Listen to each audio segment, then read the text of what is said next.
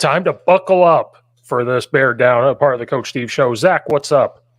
Yeah, it's good. I just strapped in because if anything you previewed to me before we're jumping on is going to happen, I have to be very set and in a safe place in my chair. Yeah, but I am doing fine. Mostly in UFL mode right now, for any of your viewers that know, because that season's coming up. So, been tracking my Bears stuff, but let's just say that my spring football cap, usually outside of this camera shot, is on at the time. But I'm good. How you doing, dude?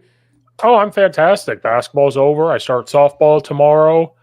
That's about it. Okay. But, kind of like you, I did a good job of staying away from the Bears stuff because I knew once the Super Bowl ended, it was going to open up everything of. It's like we talked about. Right. A lot of this could be repeated, but some new stuff has come out where I watched it or read it, and I'm like, idiots. Uh-oh. And then it keeps going, and I'm like, idiots, and I don't understand where it comes from. So I'm hoping you could clarify where it comes from. But yeah, it's been okay. So we're just gonna. Well, first of all, how's the UFL look? It starts at the end of March. How does that look like? Yeah, I mean, it's looking good. I'll be honest with you. I'm very excited and very anticipatory about the entire thing. 8 teams that have the best of the two leagues, so it's gonna be great. Training camp just started this past Friday, so right now getting things already set up, getting measurements and physicals done and all that, and they're gonna hit the grindstone on the field next week. So all this stuff's going to be really fun. We're going to get a lot of clips, and final cuts will come later on in March, and season starts on the 30th. And as you know, and I'll let other people know, I've gone to the home opener for the USFL, or now this, for the last 3 years. I'll be going to Arlington, Texas this year to watch Birmingham take on Arlington, a matchup of the 2 league champions from the previous year, the USFL champion Birmingham, XFL champion Arlington.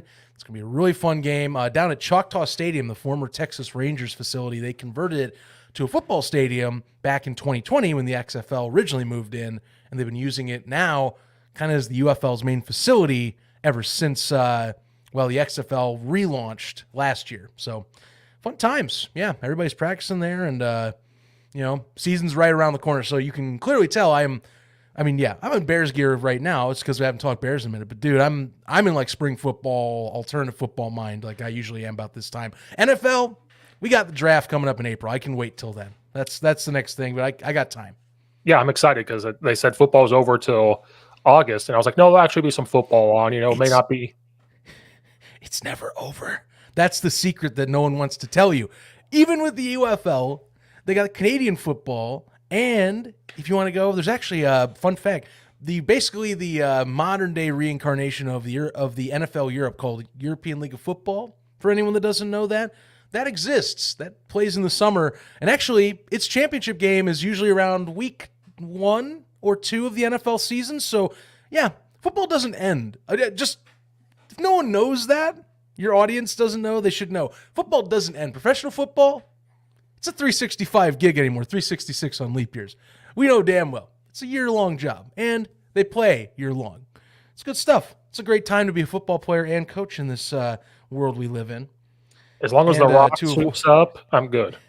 It avoids distractions of professional stuff like the NFL, where the Bears, as you and I know, I need some off time mainly just from those talks these days. This is a great way of relieving some of that stress, to go and enjoy something I need to support with my full heart.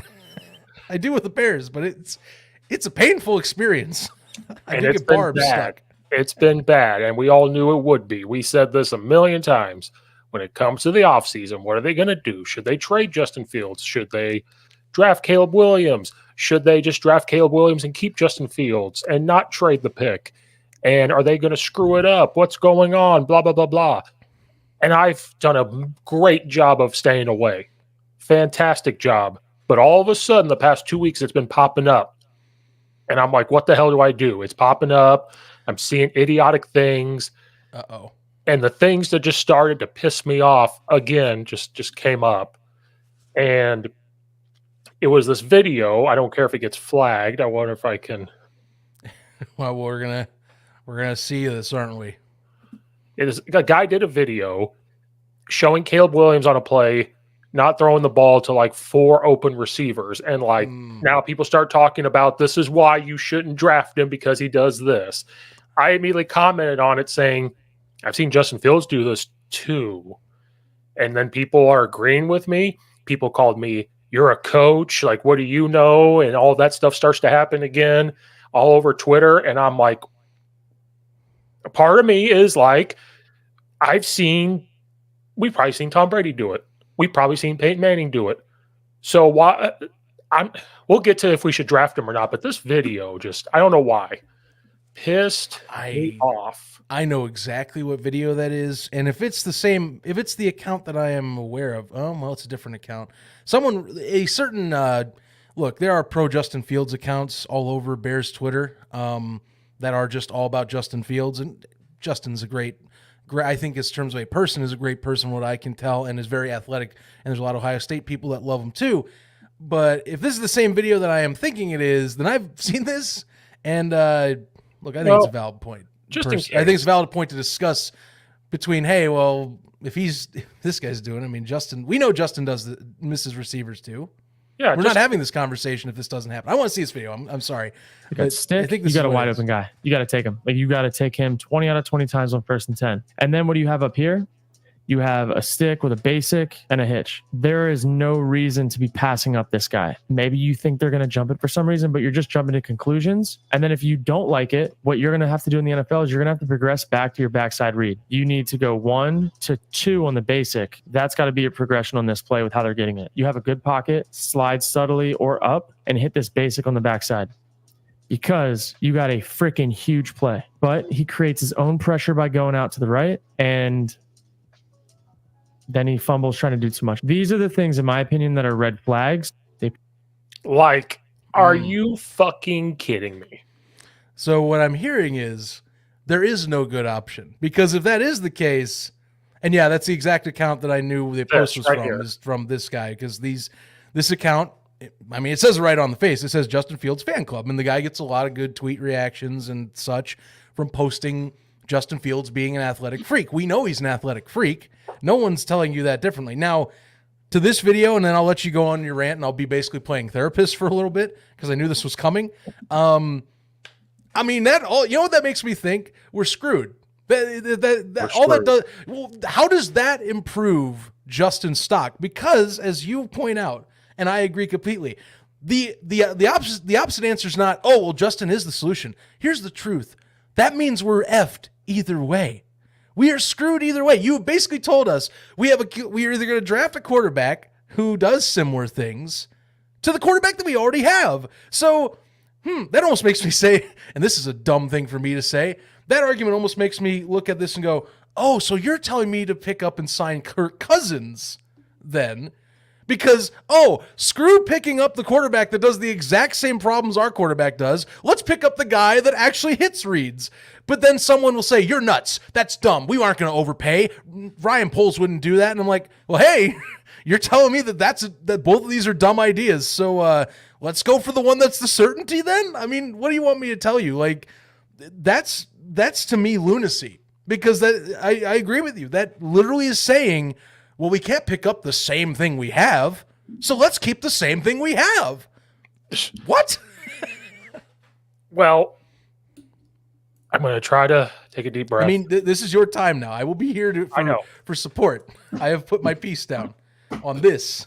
Oh, he's got paper too. Well, I'm going to try to stay on a schedule of. Oh, you made like a freaking manifesto of this. That's what that is right there. Well, it's over for people. I'm going to try to make clips out of this. So I got to go in order. Okay. Paper flip. I'm here for it. This is what I came in today knowing was not the paper, but I knew something was coming. I'm ready for it. Time is now. This first part is going to be 2 things. We can discuss Justin Fields versus Caleb Williams, but let's talk about this first. First of all, that guy doesn't know what routes are. That's the first thing. He's an idiot. He doesn't know. He knows the hitch or the stick. He doesn't know anything else. I don't know where he comes from. 2, So, like you said, you're telling me you picked one play. I'm going to contradict myself a little bit, but you'll see me come back around. You picked one play where Caleb Williams did not hit a receiver. What happened before that? Are the receivers dropping the ball? Does he have happy feet? Has he been hit a couple times? This was against Washington, who made it to the national title game. So when you pick a clip out of film, you can't trust it, because what is the theme of the game? Was he hit? Did he start to get happy feet? Does the receivers drop the ball? Is he mentally not there? That's why film can lie, but also tell you the truth. So when you pick a clip out like that, fine. Now, Justin Fields has done the exact same thing for his how long has he started? 2.5 years, 3 years, however long he started for the Bears. It's three. We're going into year 4, people. It's 3 now. Justin Fields has done this many times, where he does not hit the open receiver, takes off and runs, and he has also been hit and fumbled when he's trying to take off.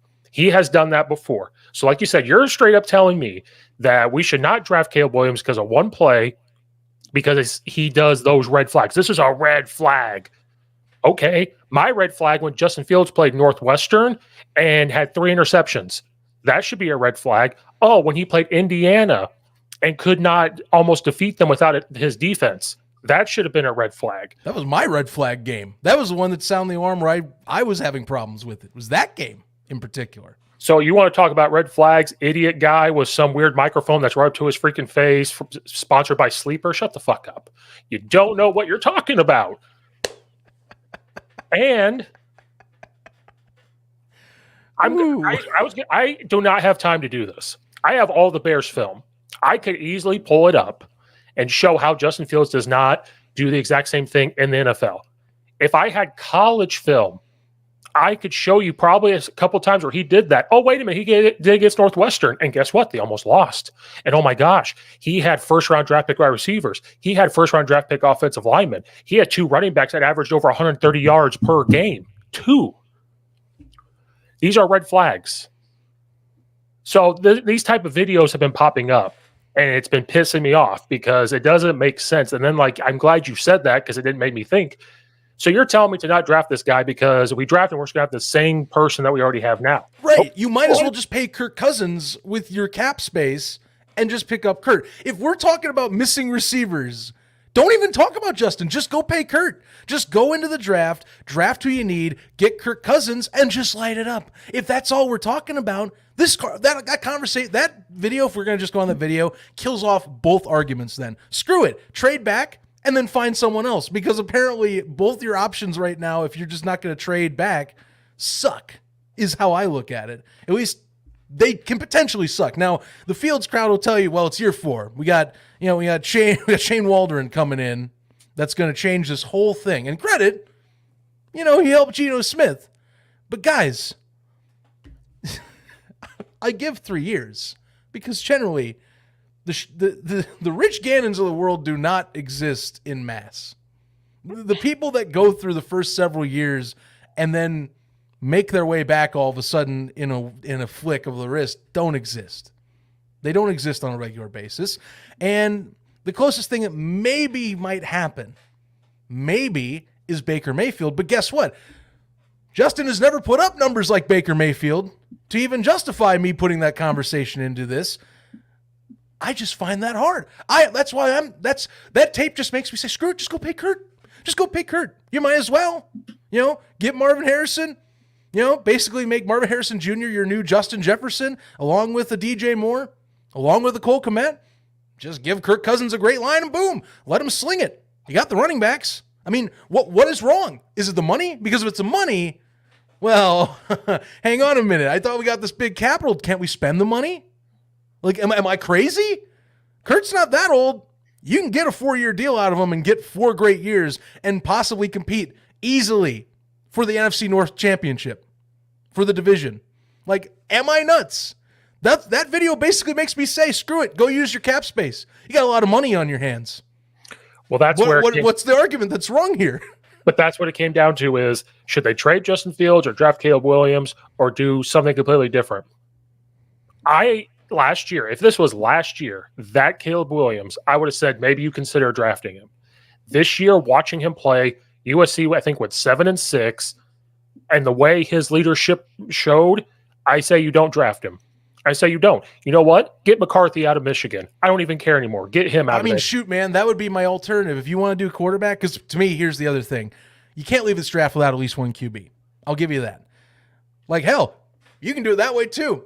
Pick up Kurt, slap McCarthy in the background as your future if you want to do it that way. Make it a shorter deal. I don't care. Just something. You have to have a QB to come out. But, like, dude, that video, I'm getting fired up now because it's kind of ridiculous. And I'll let you chime in next on this because of the deal. And I think you'll have a great counterpoint. It ties into your thing. So that play, it's from Washington, right? That's from the Washington game. Interesting. Because one of the best games that Caleb Williams had last year was in that game against Washington. That man willed USC to the doorstep of a win against the second-place team in the college championship, a team that had every piece pretty much locked down. That is cherry picking to its finest. That is a cherry pick if I ever saw it. And the fact is, you've brought up another great point. I don't see any USC personnel that are skill players going number 1 overall in the same draft coming up this year, do I? Nope. Do I? Because I don't. I don't at all. I'm just, man. I mean, I knew it was coming. I knew what I was getting into today. Oh, yeah. But, man, we're at this point now where it's basically we're making videos that contradict our own arguments for defending a certain quarterback. And we're just getting started. We're just getting started. I haven't even gotten to the big one yet. Come on. You thought that was the big one. I haven't even gotten to the big one yet. You should call that account the Kirk Cousins fan club, because I'm telling you right now that his argument is basically go and sign Kirk Cousins right now, and then your pace to put in with JJ McCarthy as like a back end. Yeah, just do that. Just go do that. Just pick those two up. Might as well use the money on that. Because just like you said, so what you're telling me is that Caleb Williams needs these all-time wide receivers to look good, because last year they had good receivers. This year they did not play up to par, and that's what they're going to say. They're going to say, well, he didn't have the receivers to do well and everything else. Justin Fields did this year. He had the weapons. Cole Kmet to me became a top 5 tight end from catching. That was actually a smart move by Ryan Poles. I give him props for that contract extension. So right. Then you got DJ. We were talking about the Bears last year. Who was going to be the guy that they throw the ball up to? It was supposed to be Cole Kmet. He obviously was up and down last year. It was supposed to be Darnell Mooney. Well, Darnell Mooney to me looks like a guy that should be a slot receiver because he's quick. He's going to put a linebacker on him. He's going to get open. We got DJ Moore. There's your guy. There's the guy. Then you have DJ Moore. Then you have Cole Kmet. You have other speedy receivers that can play the slot and just run little short routes. Then you have your running back room. Now, I know they didn't get healthy as the year went on, but I'm talking about, I don't even care. Coming into the season. Then you had an offensive line that last year was ranked top 10. Actually, if you look at the rankings, we want to bitch and moan about them, but they were ranked pretty high. They were pretty good. It's not like they were bottom of the barrel like 2 years ago. No. Even 2022, they actually played, like, you look at the stats back, they were like middle of the road, like later on, like that year. Like, I remember people complaining about the 2022 line, but even that they showed at the end of the year, it was middle of the road. And you're right, this year, I mean, they played pretty good too. Right. So you're telling me that we're going to draft. So, like, this has already made the decision then. If you're going to say those type of videos come out now, is Ryan Poles going to look at a loser like that guy and say that we're going to base the draft off of what this guy says? No, they have the film from that time that kid was in high school that we don't even have access to. So they're not going to make that decision. But if Bears Twitter, I haven't even gotten to the podcast guys. They're falling into it. Like, and I like, well, hold on a second. Like, you know, Justin Fields is more athletic and Caleb Williams does this and this and this. You know what, then? Don't draft him. Don't draft him. You know what? Let's just restart. Let's restart. Get rid of Justin Fields. Don't draft Caleb Williams. Get a completely different quarterback. Get Kirk Cousins. I don't even care. Start JJ McCarthy. I really don't care. That's what I'm saying. Like, at this point, the argument basically then leans into, to me, I don't buy it. Like I said, don't stick with that. You know, unless Shane Waldron you think is going to wave a magic wand and do a Geno Smith right off the bat. Which again, Geno Smith falls into that rare category of a journeyman that fell into Pro Bowl status, like a Rich Gannon, which doesn't happen often, mind you. I don't know. I'm just saying, like, that's what we're talking about right now. You know? And then Then we made a big deal of him unfollowing Bears and NFL on Instagram.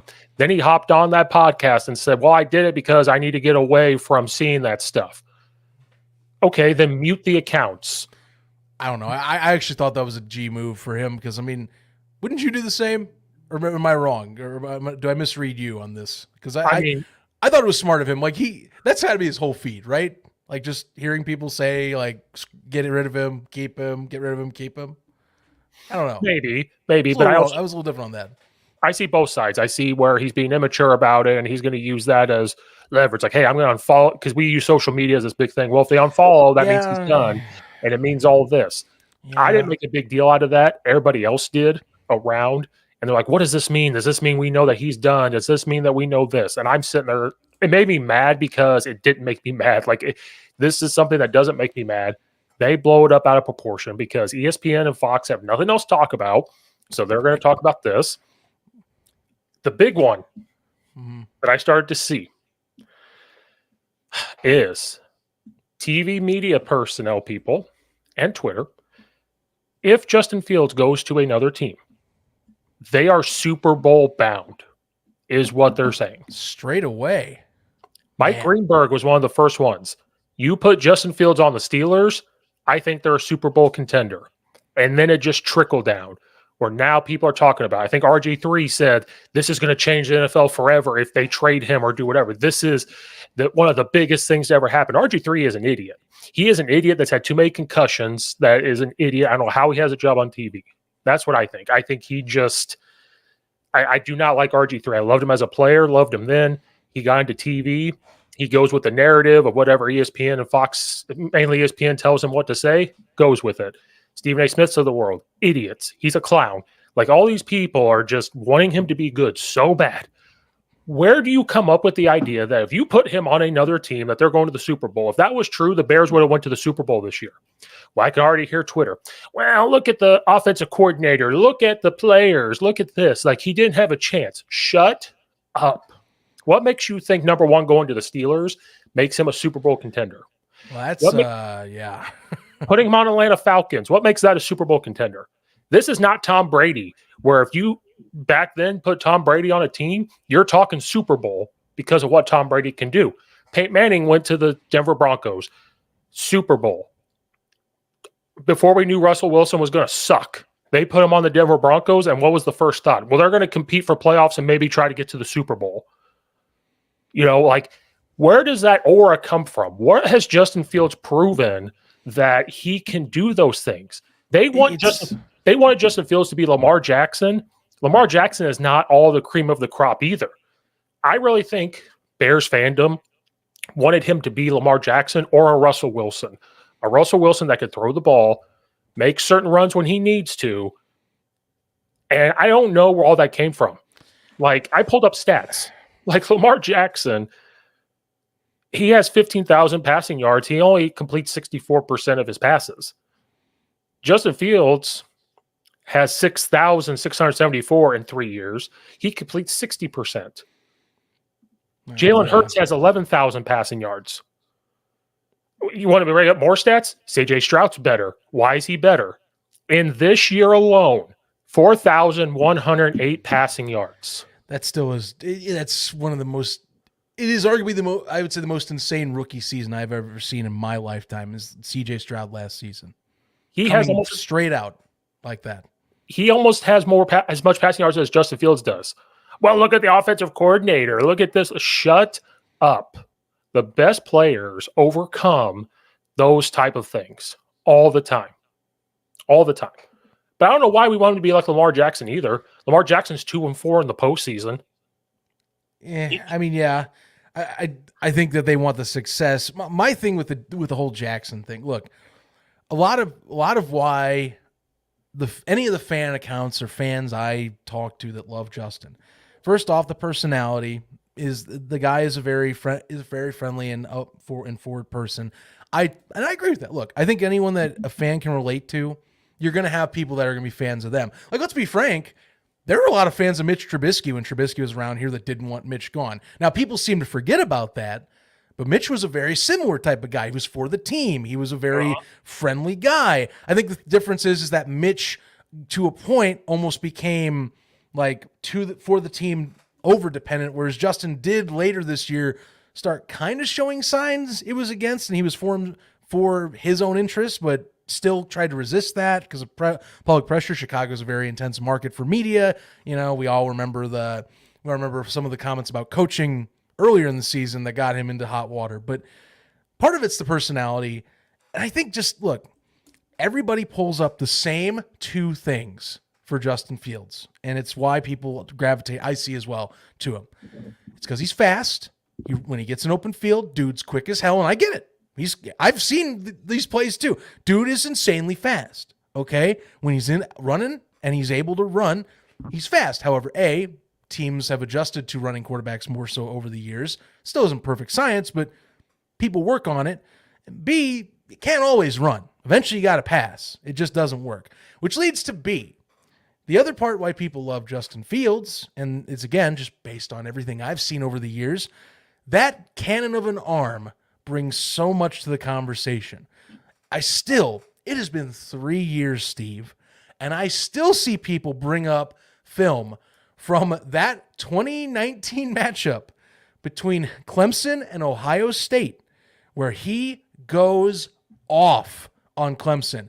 And while I go, yes, that is impressive, that is an amazing feat, that was, even for this clip, it's been 5 years, 4 years as of last year. And so I go, yes, you're right. We know. And I tell people, we get it.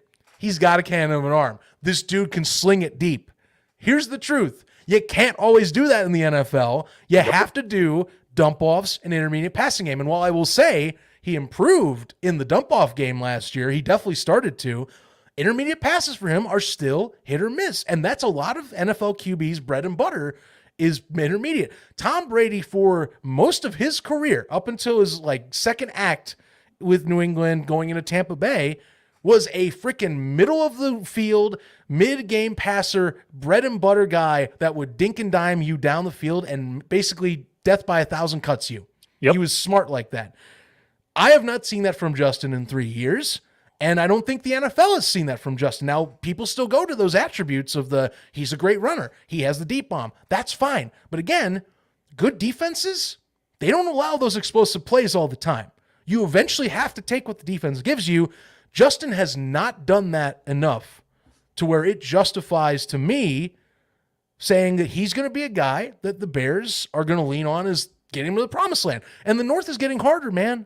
Detroit's still going to be there. Green Bay, with the youngest roster in the NFL, swept us this year with a quarterback that Bears fans said was a joke. Now, credit the new arguments about freaking Matt LaFleur's a genius at OC, but guys, Jordan Love's good.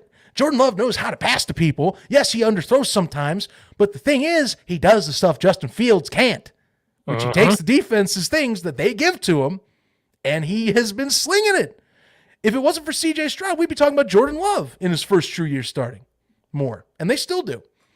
You tell me, the North just looks even harder. It just looks even harder. Minnesota is the only team we can compete with, I think, that we're I feel guaranteed to go and finish at a better record because I don't think they're getting Kurt back. So, it's the running and the deep ball passing, Steve. It's always been how they lean it. Those two and his personality. It's those three things. And I get it. But at some point, where do we talk about the actual balling of this?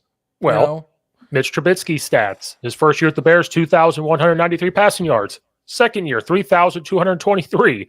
Next year, 3,138. Next year, 2,055.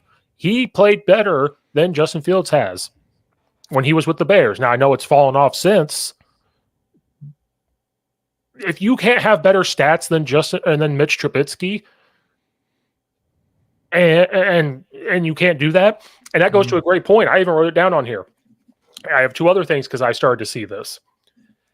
You have like Kurt Warner. Kurt Warner has straight out come out and said that he doesn't think Justin Fields has come out and proved it enough. We get blinded by the fact that he is super athletic. I have never once came on a podcast or done one by myself that said that he is not an athletic person. I've never once said he's a bad person. I'm talking about playing the quarterback position that gets you into the playoffs and try to compete for at least an NFC title. Forget the whole Super Bowl thing. We got to at least try to get to the NFC title game.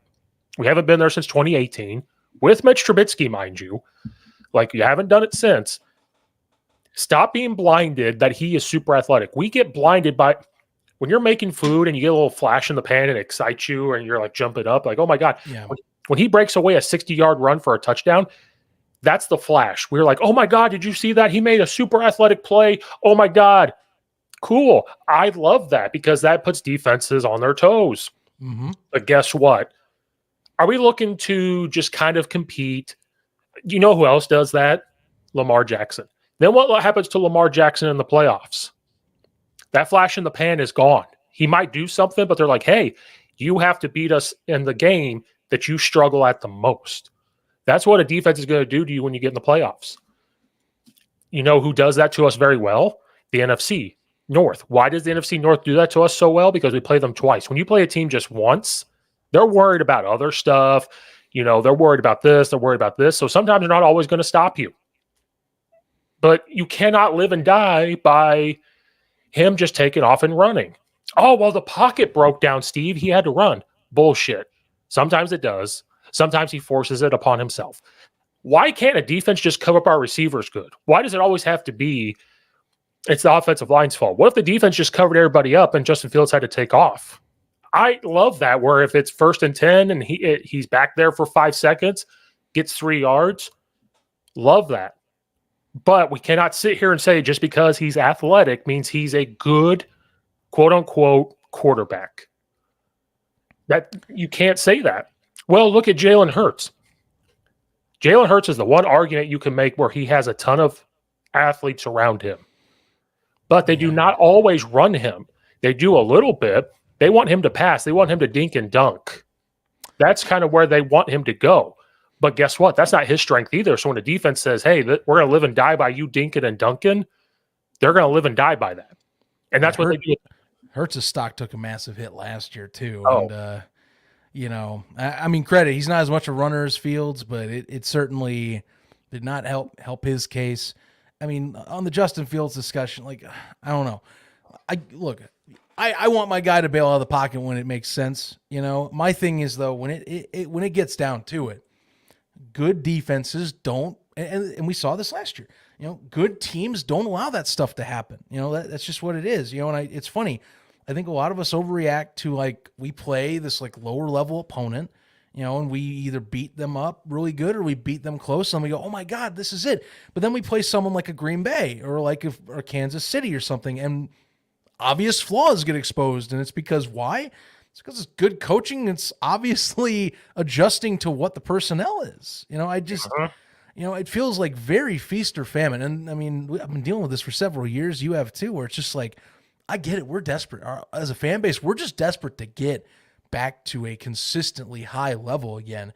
You know, 2018 set such high expectations and then became such a downer. And it's been this like roller coaster of trying to grab that emotion and just hang on tight. And the truth is, that's not how it works. We just aren't there. You know, Matt Nagy and company, it didn't work out. Matt Eberflus, okay, defense has been improving, I think, steadily year over year. Part of it's because he took over the reins and just said enough's enough and issues in the Bears organization with Williams. But that being said, like, I just haven't seen it, you know, and nor have I seen it at the spot that matters most. We let go of Mitch because while he showed flashes, and it's amazing how similar to me this is more that we get into this now, year 3. It's deja vu, isn't it? While he showed flashes of brilliance, and again, people seem to forget this with Mitch Trubisky. It's kind of surprising.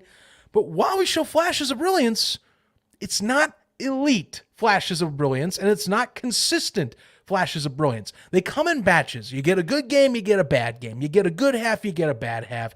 You get a good quarter, you get a bad quarter.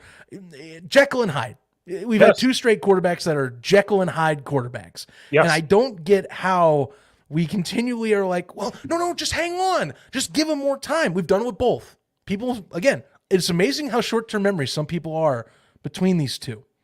But we've done the same thing. Hold on tight. He's going to get it. He's going to get it. Sorry. It's been 3, going on year 4. It's been 3 years. It's over, guys.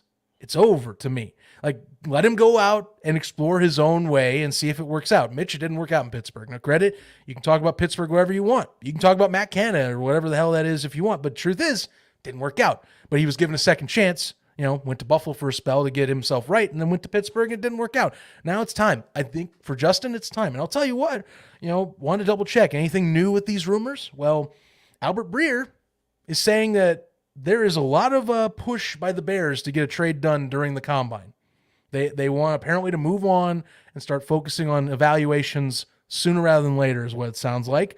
And the combine is kind of that perfect place to do it because pretty much most of the big personnel that are personnel guys are going to be in Indianapolis starting next week on Monday. Well, actually tomorrow as of we're doing this.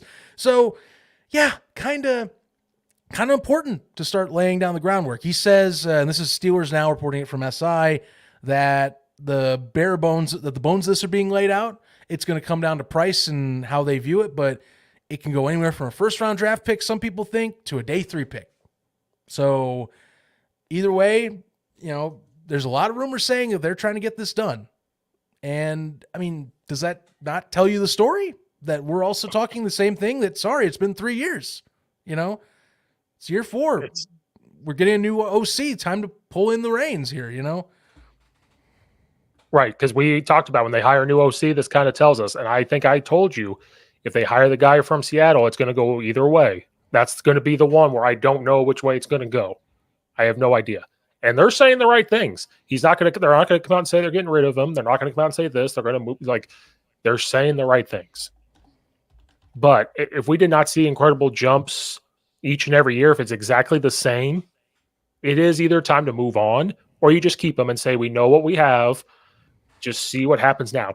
The Bears are in a unique situation because if Caleb Williams is actually the best person to draft and you don't draft him and you don't trade Fields and you just draft completely different, the Bears fandom's going to have their pitchforks out and say, some are going to be super happy that you're keeping Fields.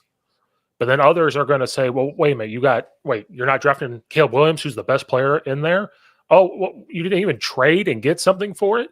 That's what's about to happen. They're in a lose-lose, win-win situation because they could win by getting. You're going to have an angry contingent. Either way, you're going to have an angry contingent. Doesn't matter. We know we're stuck, but yeah, it's what it is. Now I'll tell you here. I actually want to hear your thoughts on this. I saw this come across on a few shows. First Thing First, in particular, talking about this. Draft Caleb, keep Justin. Yeah, you know what? At this point, do it. Which is it's an option, but aren't we getting close to possible fall off the rails moment at some point in the year in a hot seat year for Matt Eberflus at that point? Screw it. You know what? If you can't figure out a good trade, you don't think Justin's the guy and you want to put pressure on him and say, you better figure it out right now, draft both. I don't even care at this point. If you don't even want to get Kirk Cousins first, I do love that idea. Get 2 to 3 good years out of him and say, you know what? We have the pieces. The defense played better. Let's get this done now because you have a new OC coming in. They're going to figure out the O-line situation. You've got receivers. If you could still somehow draft Marvin Harrison Jr. and add another piece to this, you're going to have pieces. Get Kirk Cousins in there that knows how to throw the ball. You're going to adapt your offense a little bit. It's going to be more what we need to see out of this instead of a spread option type thing that's not going to do well in the NFC North. Do it. But if you can't figure it out, I said that a long time ago to people, just draft him. Screw it. You know what? Maybe you draft Caleb Williams. Somebody really needs him. Then you can get more out of your draft. You draft him. Pull Kobe Bryant. They draft him. And all of a sudden the Lakers call and say, well, hold on a second. We'll give you this now and this now. Just do that then. If you can't figure it out and they're going to call your bluff, draft him. And then you know what? You got 2 quarterbacks and just say, you know what? Justin, you are – and we're going to have deja vu all over again. They drafted Justin Fields and you had Mitch out there and all of them. And you're like, the moment you don't play well – or Andy Dalton. Hey, Andy Dalton, the moment you don't play well – it was Andy Dalton, yes. Here we go. We want Justin. We want Caleb. We want Caleb. I saw – here's the other part of that argument where it's draft Caleb and bring in Justin. Personally, I don't want anything with it. I'd rather do the Kirk Cousins, J.J. McCarthy draft pick setup and leave him back there and let J.J. develop if you want. Because at least to me, J.J.'s got the IQ. He just needs to sit is how I view him. He's raw. He's 21. is how I see it. Let him sit. However, if I'm looking at like the Caleb Justin thing, and you'll love this because I know you, Nick Wright brought this point up, and I'm taking my headset off. Hear me out. Hear me out. Look, what a fucking clown. Well, I know you don't like him, but here is his point. So Patrick Mahomes sat behind Alex Smith for his first year in the NFL. Now, that was where I was like, oh, interesting. And then he said, what if Justin Fields? And I went, well, see, that's where you lost me, because I don't think if you're going to do that, a Justin Fields is not like an Alex Smith mentor type is how I view it. He'll be a team player. It's not going to be Ben Roethlisberger and like, say, Mason Rudolph levels of weird. Maybe it will. I don't know. But, but the thing is like that system brought up, I was like, I mean, you could pretend that's the case, but like, it's funny. The Kurt JJ McCarthy setup to me makes more sense, as if like you're trying to sit someone and let them develop. Like that, basically that setup to me, funny enough, it's actually kind of like if you did like an Aaron Rodgers, Jordan Love, you give Kurt 3 years or something like that. Kurt knows what his time frame is. He can maybe go get another contract in his like late 30s. And then JJ's there. He's learning behind Kurt for 3 seasons. He's getting used to an NFL speed for 3 seasons. Shane Waldron, who hopefully is good at that point, doesn't leave. Maybe say you let go of Matt at the time. Personally, I don't think Matt stays too long. What do I know? I don't care for Matt Eberflus. You know this. But say he's there. Say the coaching staff stays consistent enough. The OC's there and the staff. 3 years of Kurt, 3 years JJ. Kurt leaves. JJ gets slotted in. Boom. JJ McCarthy's NFL ready. Pull Jordan Love. That's my take. I don't see that being like Justin's like, well, I'm still learning this too. So you and we can learn together, Caleb. Let's learn together. And that's what I think of. You know what? There. I would love this because JJ McCarthy is ranked the 4th quarterback. It's Caleb Williams, Drake May, which I don't know why Drake May is one of those top guys. Jaden Daniels is the other top guy. PFF ranks McCarthy at number 30. You know what? Screw everybody and just say, you know what? This guy has made it to the college football playoff. He's been there. He won a national championship. Bring him on. Kirk Cousins, you know what your time frame is. We're going to do more of a pro style thing for you here. You've got a tight end that you could throw to. You've got DJ Moore. You've got this guy to throw to. We have a bunch of running backs in this room. JJ McCarthy, you're going to learn from him because you both play similar positions. And JJ McCarthy is actually athletic and get you that 3-yard run out of bounds that I've seen him do many times from watching the Big Ten. Do it then. And you know what? He seems more like a leader than Caleb Williams. Crying to his mom. I mean, yeah, if you want to talk about personality, I feel like JJ fits a lot better for what Chicago needs. So you know what? Not saying Caleb can't become that, but I mean, plenty of those detractors have talked about like what you're talking about right now.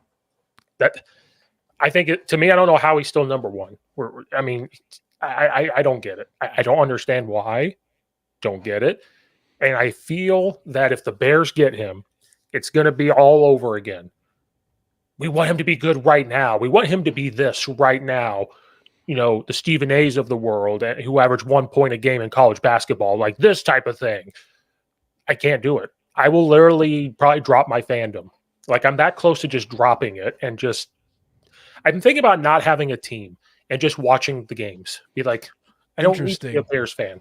I've thought about this same scenario just like you. What if I just become a fan of football and I just critique everything or praise everything? Doesn't matter my bias, or team biases. I just like football.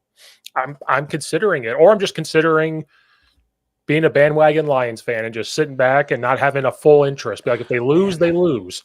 But like just watching them. You had to pull that one out. I get it because I know you love Dan Campbell, but I don't know. Or do I pick a shit team and watch them try to rebuild it and say, I'm going to be a fan of this team? You just root for the bottom barrel. Just do that. My friend did that with the hockey team in Las Vegas. As soon as they became a team, he was like, I'm going to be the first fan of them. And he has ever since. I should do that. I should just find a team that nobody's looking at and just say, I'm going to root for this team because I can't handle it no more. A team that nobody's looking at right now. And we got to talk about media too, because I could say the Jets, but the Jets, everyone's looking at the Jets these days. It doesn't matter how good they are. A team that nobody's looking. Indianapolis, which has kind of gotten some hype, but they were like They were like talked about nothing in the playoff picture all last year. That is a perfect. It's right down the road. I was going to say, in terms of like it's geography. cheaper tickets, probably cheaper tickets. It's definitely cheaper tickets. It's definitely cheaper tickets from It's a guy that indoors. knows. It is. Then it's $10? indoors. How much? Oh, sorry, I thought you said 10. You meant indoor. Yes, it's indoor. It's very climate controlled. They do retract the roof in the summertime. It's very nice when they open the roof. And maybe run into Pat McAfee. There's a shot. Studio I believe he still does shows and studio work down in Indianapolis. Oh yeah, it's still place. There. He said he's never leaving. That's a good bad town. I mean, if you wanted a quiet one to go to, Indy is like one of the perfect ones to go to. I'll forgive them for beating the Bears in the Super Bowl. I will forgive them. Yeah. So bring into the next thing. This one's not so quite Justin Fields related. I saw a post, and then Kurt Warner put a big post out about it. And then a coach I've had on here before, he coached Jared Goff at Cal. He was a coach there. He coached him. They were talking about the quarterback production and how it's gone down in the NFL compared to what we're used to seeing. And a part of it could be because we're entering this new era and we're having these super athletic quarterbacks, right? But to me, when I watch super athletic quarterbacks, it seems to be that the standard has been Patrick Mahomes because he is athletic. But the argument case could be that Justin Fields and Lamar Jackson are actually more athletic because of the moves they can make. I think Patrick Mahomes is good at running outside, getting you that extra couple yards because everybody's flying with their receivers. Justin Fields, Lamar Jackson, Josh Allen are those guys that are going to run downhill, make shifty moves, and do those things. The argument became, we're seeing horrible quarterback play in the NFL because the college coaches are not doing their job and not developing them to go play in the NFL. And I thought about this. It's not their job to do that in college. Maybe you do it if you know this guy's going to get drafted high. Maybe. But with the college landscape, those college coaches are just under as much pressure as those NFL guys to win because of name, image, and likeness, because of the transfer portal, because of how now the college football playoff has expanded. I don't agree with that take of it's the college coach's job to develop these guys into the NFL product, because how many of those quarterbacks in college are actually going to go play in the NFL? It's very few and far between. Yeah. There's only 32 NFL teams. Each one's going to have 2 quarterbacks. So there are 64 quarterbacks. You might have a third one. Some have 3, usually. There's hundreds and hundreds and hundreds and hundreds of colleges. It's not their job to develop them into this NFL. Like, they're trying to keep their job. They're trying to win. They're trying to do the best. That's why you look at Justin Fields. In college, it's easier to adapt to what he can do. He can run. He does have a decent arm. And when you're playing in college, you're playing teams that sometimes aren't going to have this elite safety, this elite corner, so you can make some of these throws. You can do RPO system because in college, linemen have 3 yards to get downfield, so the RPO game is a lot easier than the NFL. NFL, they have a yard. So we're seeing quarterback play change a little bit in the NFL, and they're blaming college. I could talk to you from a high school perspective. I want them to go play college football, but I have to be realistic. It's not our job to say you have to do absolutely everything that a college is going to do. I can use same terminology. You can get certain drills, but ultimately it's up to that coach that gets them to get them to that spot, right? NFL, I think, is taking a step back to that because they have to win now because they're under an enormous amount of pressure. So this argument has become we're seeing quarterback play go down because of this. We're not seeing Tom Brady's of the world and Peyton Manning's of the world, even Russell Wilson's of the world, and they're blaming college systems. Stop blaming the college system. They're under just as much pressure as anybody else, especially when you're in the Power 5. Now that you get the Big 20, like having all of this go on, the SEC having this all go on, you can do some things to get them ready for the NFL. Like, hey, if you know this kid can probably play in the NFL, there's probably going to be certain things you're going to do that's, hey, this is how the NFL is going to do this. But ultimately, you're not going to change what you do.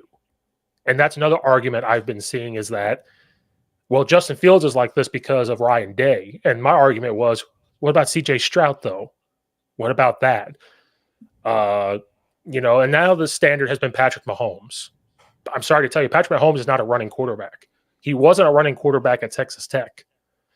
It's just not a thing. Texas Tech, they ran the air raid with Cliff Kingsbury. He was throw, and do all these things. Now he's NFL, same thing. He's able to practice these different things and do all this. He has great receivers around him. I'd be curious to see if you took Patrick Mahomes and put him on a different team without Andy Reid and all those receivers. But I don't like that argument that we're blaming college coaches saying, well, they're not good because that's not their job. That's your job. Yeah. I'll tell you one thing. I think Tom Brady put it the best way. Kurt's kind of brought it up in a way too. I was like, quarterbacks, some of the rule changes that help defend them, he said, also kind of make it easier to have lesser standard for the play. We're talking like, for example, he highlighted how throws over the middle, QBs take a lot more reckless abandon towards the receivers more than ever.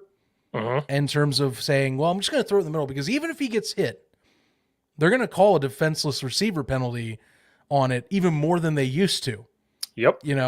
And so, yeah, the guy gets hit, but at least we get possibly that 15 yards or, obviously you can take more chances downfield that way. PIs, a lot more stringent than used to, I think it is. So a lot more of these like chuck up deep balls that kind of get those cheap, like 50-yard penalties or 40-yard most likely. It feels like that, like his talk on the rule set changes, I think was a good one. Now the college aspects, I think, yes, because I think could be an argument too, because college influences the NFL usually. It's usually the first place that you see NFL coaches and new blood come in, and a lot of new schemes and personnel come from college. But I think a combination of that does make an argument that I think that is a valid discussion, is that quarterbacks can kind of just do a little bit more, I would say less mindful things, less, I guess, high IQ plays more so these days. At least the ones that are like maybe wouldn't be as good as if they needed to be more mindful of certain things because rules are different or penalties won't matter in a certain situation. Calls aren't as tight as they used to be. Yeah, it's not a bad argument. I do think the over the middle thing was a great one Tom brought up because, that is a good point. Shoot, Kurt knows best. Anquan Bolden, his broken jaw is a result of him throwing a ball like that against the Jets back when he was with the Cardinals. And he'd be one of the first to talk on that point, that's a lot more defended than it used to be. It's very simple. 10 years changes a lot of things in the NFL. Yeah. So I saw that and I said, it's a good point, but I defend the college coaches and saying it's not 100% their job. It's the NFL coach's job. And I've seen NFL coaches be lazy, I guess, in the fact that they don't want to spend time doing that. I'm not saying they don't, but they have they sleep at their office. Like, I know they got a lot of stuff going on, but like, you're getting paid good money just to coach and you've got to be able to figure it out.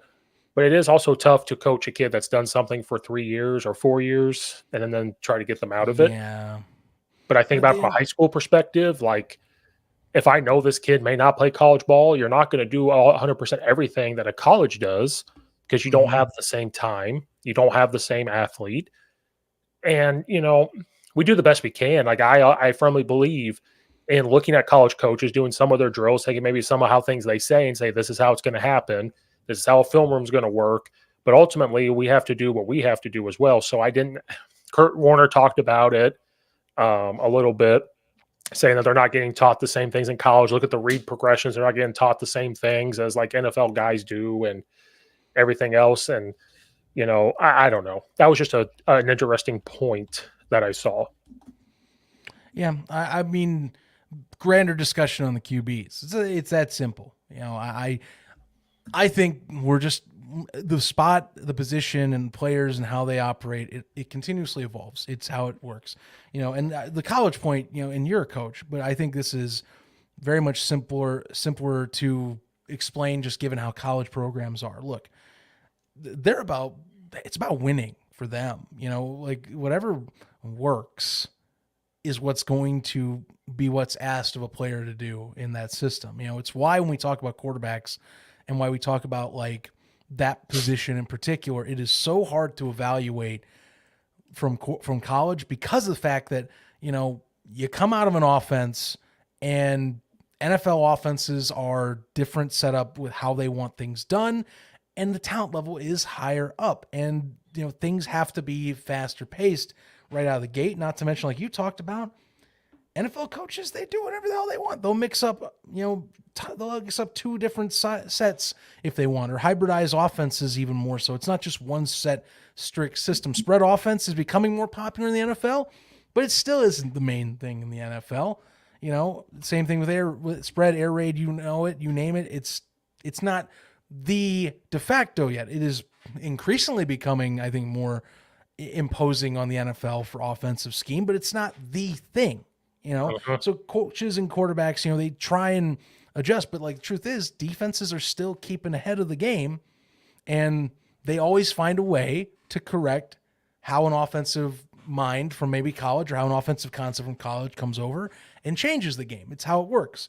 That's why you have the best of the best go to the NFL, because it's the top league. It's the top place to play, and it has the top athletes, no questions asked. So yeah, we're going to see it happen. I just hope that more on like Tom's point and what Kurt's talking about, that like, I get safety's part of the game, and I get that we do have to be more mindful of some things, but like I'm with those guys where I feel like certain items that the NFL changes like that do just make it where it's easier for some of that at that position to just say, it'll work out in the end, and not think about it a little more, not like put in the extra work to say, oh yeah, my receiver's going to just eat garbage even if I do get that yardage, or, oh man, I'm going to, this in a better run game, I'm not going to just get away with a 40-yard cheap PI, or something like that.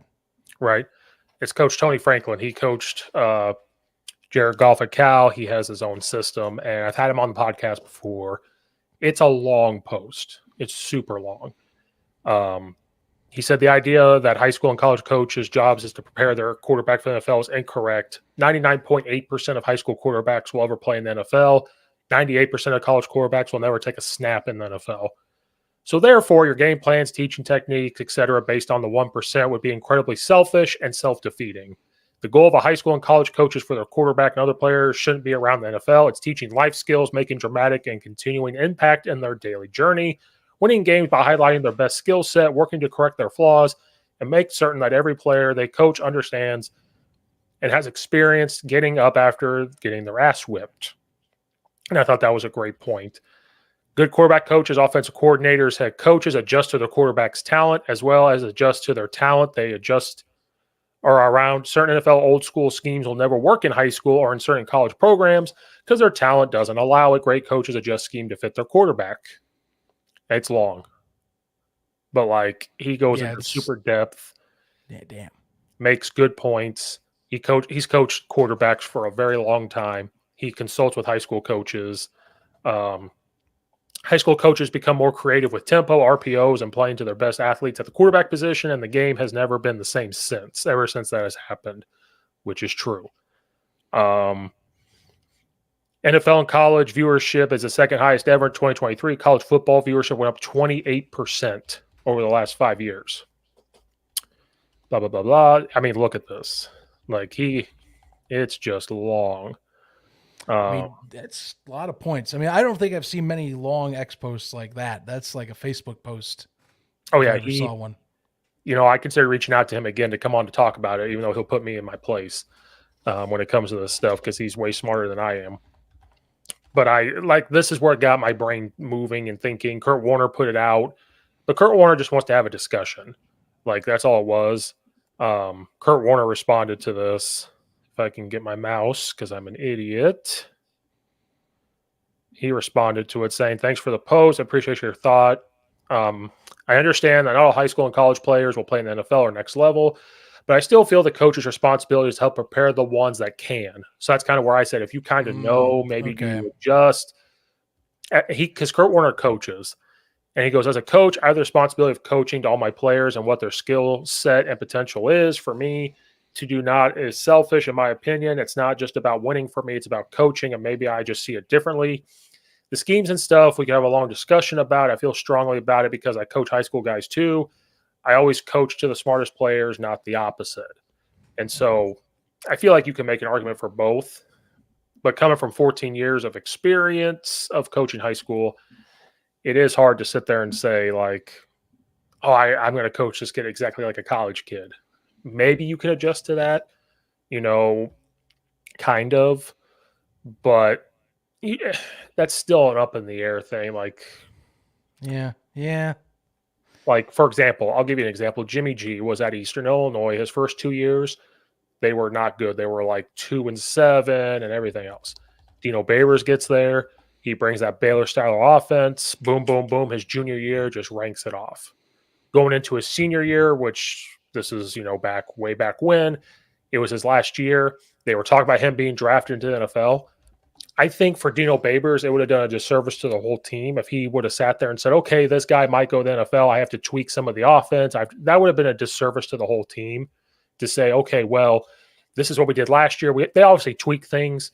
Maybe you coach them a little bit differently. Maybe you teach them how to read things. But ultimately, to keep their jobs, you can't just sit there and all of a sudden tweak everything and change it when it just it's hard. Right. Well, yeah. I mean, they got to think about that too. It's all about success. Coaches, I think. Yeah, John Madden said this great in his document in the All Madden documentary that came out via Fox a few years back. Like, coaches, you live and die every play. That's the thing. Your career lives and dies every play. So, and maybe if I think in Kurt's sense, I think of him more as like. And I don't know if Kurt, is he a head coach or is he doing like a coordinator position? Because I think he's a coordinator. Because to me, I think a coordinator is the better example there about where we're talking you're wanting that, because that's what they're setting them up. Head coaches in particular, look, you're just living and dying every play. You're trying to get success out of the entire team is how it goes. But, it's a tough job either way. Even coordinators, you're put under the gun. High school, it's a little different, kind of comes down to the program and what state you're in, if you're asking me. But, I don't think that pressure relays very well once you get up to high level college and an NFL level. It's a bit different at that point. It's definitely more about, hey, let's generate success on a regular basis. Let's, get the people we need on a regular basis, and especially for coordinators in college level, let's just get the guys that fit our system well, because the program name. So like in Ohio State, for example, they got Chip Kelly. Like, to me, Kelly has his own scheme that's worked well in college at Oregon. It worked for the most part decent at UCLA, but he got a really good deal to go to Ohio State. He's going to run that system. And I think a lot of it's going to be, hey, Ohio State gets arguably top 5 class in the country every year, so NFL teams instantly have to look at that program every year. B, it's Ohio freaking State. You're going to play at the top level no matter what. So those guys are going to look good because they got into that system and are going to look great. Now you evaluate, the NFL teams, that's their job then. You do that. Right. You help set up, hey, can I mold this guy? Is he close? He's in this system. Is it close enough to ours, or is it fit perfectly? That's where you get it at. I think once you get high-level college, it's a complete different ballgame than low-level college school or high school. Just less pressure. It's less pressure, There's a little more flexibility at that point, Right. I'd rather be at like a Ball State if I'm doing developing for someone that could push up to an NFL level than if I was at like an Ohio State or Michigan, because I do want to get them up there, but I'm focused on getting championships and conference championships first. Right. Is my deal. Right. That's the difference. Yeah, just interesting. I wanted to end it on a less tempered note there. So mellow it out, do like a freaking cool down, but that's what it was. Sense. I was starting to sweat there at the beginning, getting fired up. I wanted to end it on a good note there. And so that's why I'll blame Ryan Day for Justin Fields not being good. Oh, man. He's like, sorry, it wasn't C.J. Stroud. It's a shame. It just wasn't C.J. Stroud, guys. That's all it was. Nope. Did we miss anything?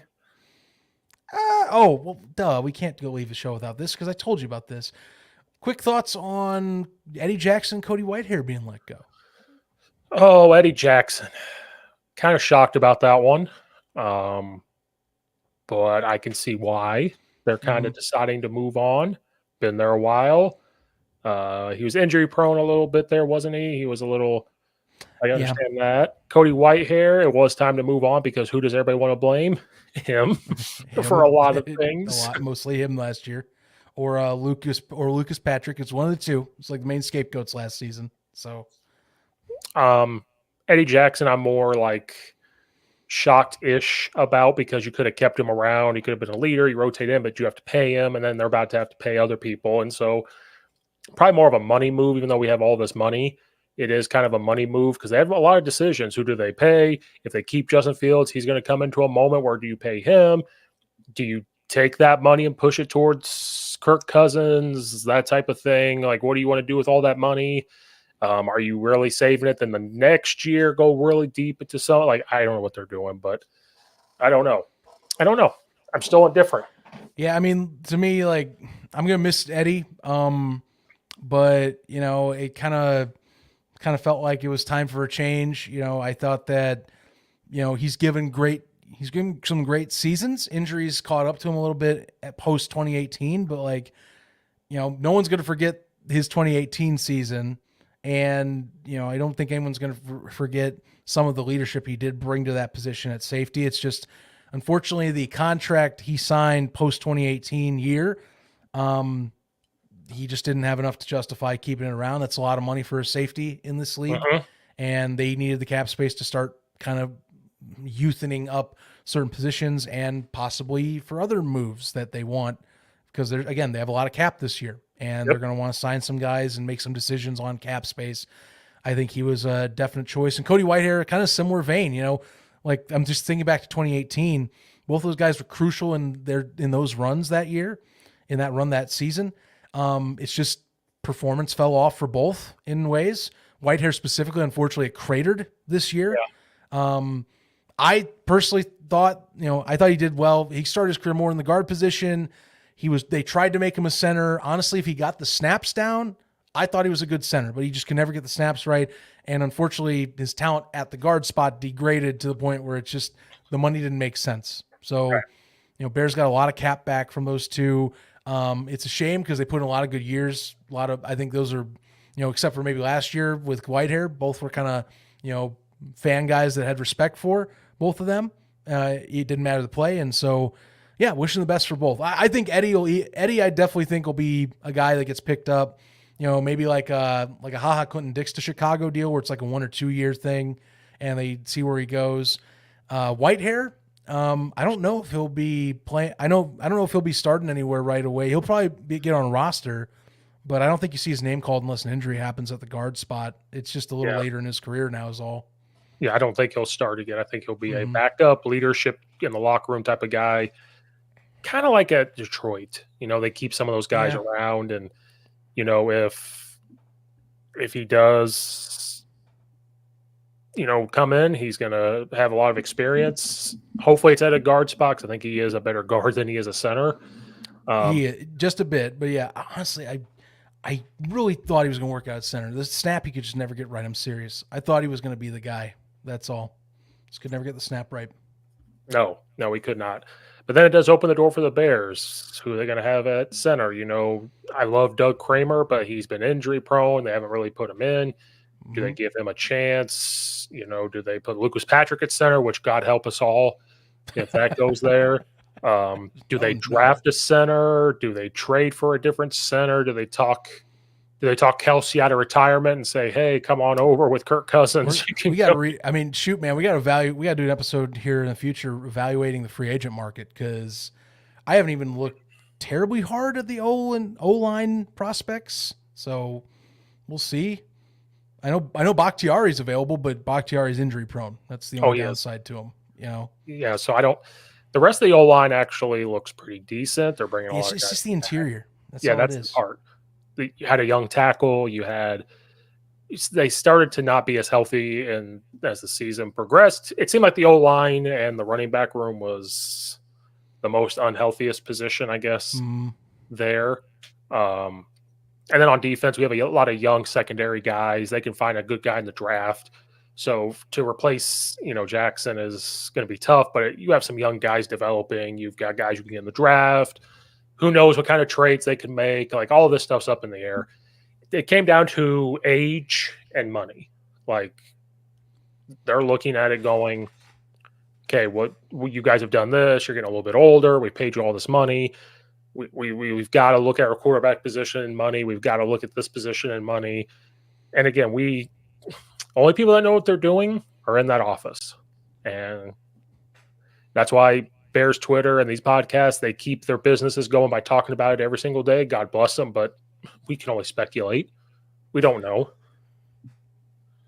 You never know. Thing is, though, that was a lot of cap they did save on those two. And thing is, frying poles, got to pick the right guys. That's all it's going to come down to, We'll see.